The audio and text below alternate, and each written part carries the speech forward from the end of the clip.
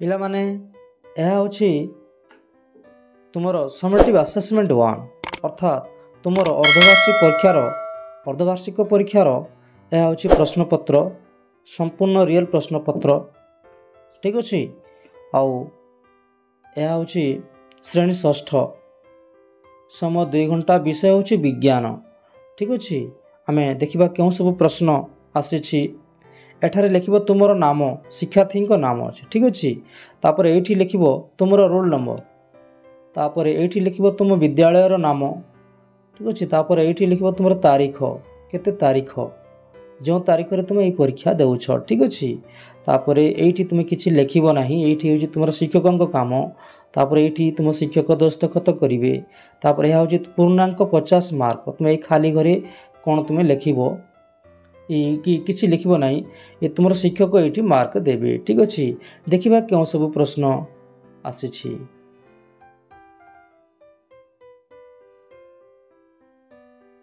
ପ୍ରଥମ ପ୍ରଶ୍ନ ଅଛି, ନିମ୍ନରେ ପ୍ରତ୍ୟେକ ପ୍ରଶ୍ନ ପାଇଁ ଦିଆଯାଇଥିବା 4ଟି ସମ୍ଭାବ୍ୟ ଉତ୍ତର ମଧ୍ୟରୁ ଠିକ୍ ଉତ୍ତର ପାଖରେ ଠିକ୍ ଚିହ୍ନ ଦେବ। ଠିକ୍ ଅଛି। ପ୍ରଶ୍ନ ଅଛି, ମାଛ କେଉଁଥିରେ ଦିଗ ପରିବର୍ତ୍ତନ କରିପାରେ? ମାଛ କେଉଁଥିରେ ଦିଗ ପରିବର୍ତ୍ତନ କରିପାରେ? ଏଠାରେ ଅପସନ୍ ଅଛି, ମାଛ କେଉଁଥିରେ ଦିଗ ପରିବର୍ତ୍ତନ କରିପାରେ?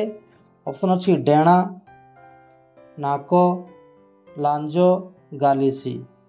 ଏଠାରେ ସଠିକ୍ ଉତ୍ତରଟି ହେବ ଲାଞ୍ଜ। ଠିକ୍ ଅଛି। ସଠିକ୍ ଉତ୍ତରଟି କ'ଣ ହେବ? ଲାଞ୍ଜ ହେବ। ତାପରେ ପରବର୍ତ୍ତୀ ପ୍ରଶ୍ନ, ପ୍ରଶ୍ୱାସ ଦ୍ୱାରା ଡେକ୍ସ ଯୁକ୍ତ ବାୟୁକୁ ଗ୍ରହଣ କରୁ। କେଉଁ ବାୟୁକୁ ଗ୍ରହଣ କରୁ?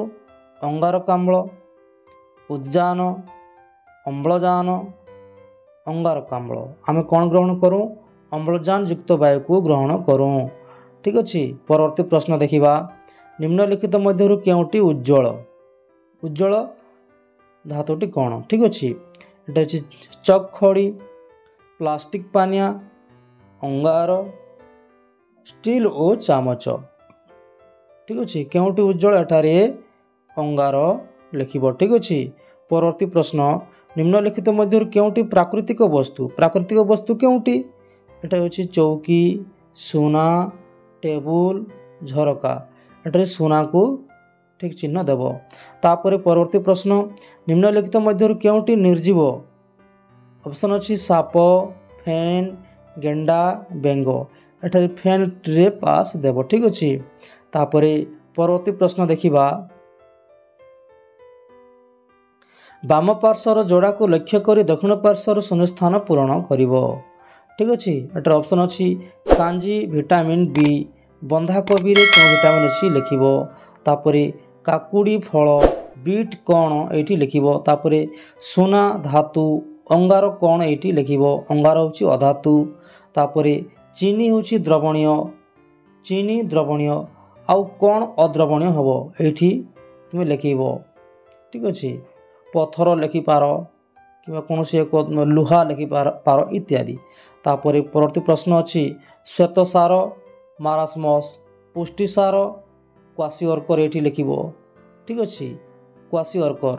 ତାପରେ 3 ନମ୍ବର, କେଉଁଟି ଅଲଗା ତାହାକୁ ଗୋଲ ବୁଲାଇବ। କେଉଁଟି ଅଲଗା ତାହାକୁ ଗୋଲ ବୁଲାଇବ। ଠିକ୍ ଅଛି। ଏଠାରେ ହେଉଛି ଝୋଟ, ତୁଳା, ପଲିଷ୍ଟର, ରେଶମ।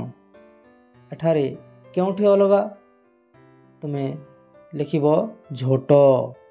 ଠିକ୍ ଅଛି। ଏଠାରେ ଝୋଟ ହେଉଛି ଅଲଗା। ତାପରେ ଅଛି ତୁଳା, ରେଶମ, ପଶମ, ନଡ଼ିଆ କତା।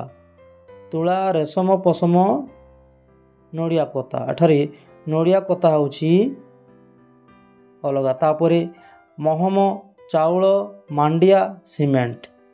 ଏଠାରେ ସିମେଣ୍ଟ ହେଉଛି ଅଲଗା। ଠିକ୍ ଅଛି। ତାପରେ କାଠ, ଚୌକି, କବାଟ, ଖଟ। କାଠ, ଚୌକି, କବାଟ, ଖଟ। ଏଠାରେ କାଠ ହେଉଛି ଅଲଗା। ତାପରେ ଅଛି ଘିଅ, ଅଣ୍ଡା, ନଡ଼ିଆ, ଚାଉଳ। ଘିଅ, ଅଣ୍ଡା, ନଡ଼ିଆ, ଚାଉଳ। ତାପରେ ଏଇଠି ଅଲଗା ଶବ୍ଦଟି ହେଉଛି ଘିଅ। ଠିକ୍ ଅଛି। ତାପରେ ପରବର୍ତ୍ତୀ ପ୍ରଶ୍ନ ଦେଖିବା,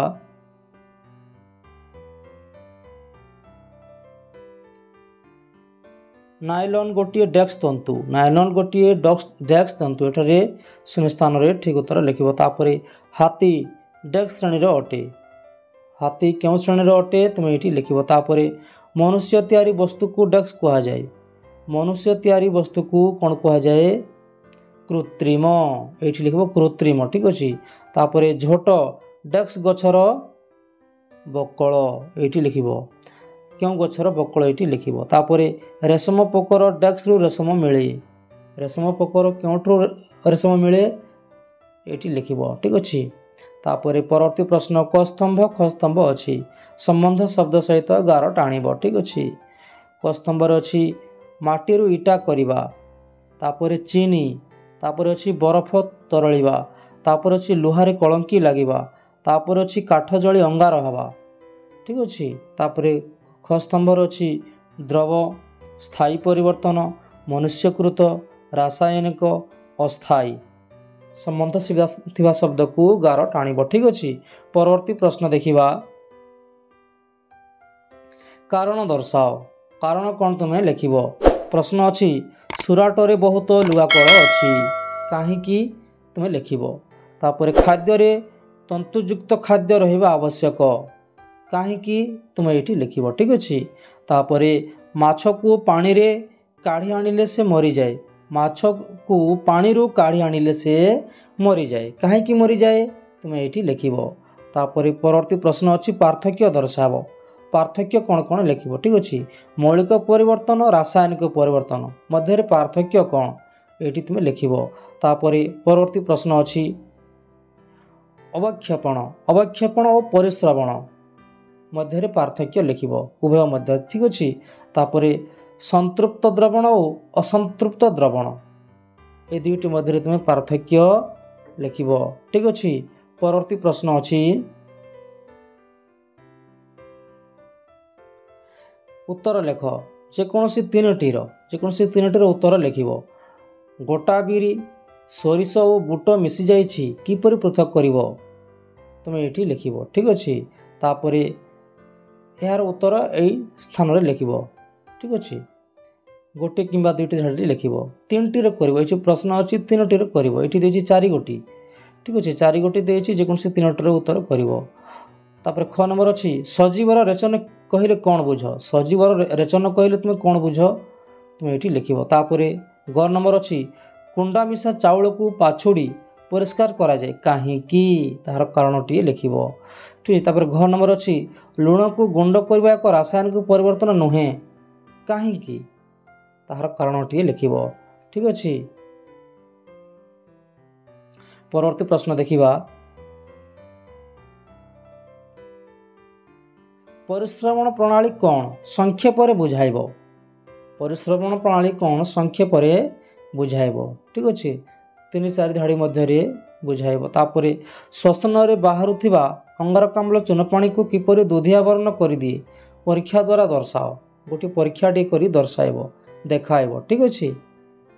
धन्यवाद पिला माने, वीडियोटी केमिति लागिला निश्चय कमेंट करी लिखि जणाइब एवं निश्चय ध्यान देव जो प्रश्नर उत्तर तुम जानी पारिबो नाही ठीक अच्छे। शीघ्र यथाशीघ्र तुम ताहाकु कमेंट रे लिखिब एवं आमे कौन करिवु तुमर से प्रश्नर उत्तर को आमे कमेंट माध्यम रे किंबा एक वीडियो माध्यम रे तुम पाखकु पठेई देबु ठीक अच्छे। आउ ध्यान देव जेमिति प्रश्नर जो प्रश्न उत्तर न जानिबो निश्चय कमेंट रे लिखिब ठीक अच्छे। एपरी वीडियो देखिबा पई आम ई चैनल को निश्चय सब्सक्राइब करिवो। धन्यवाद।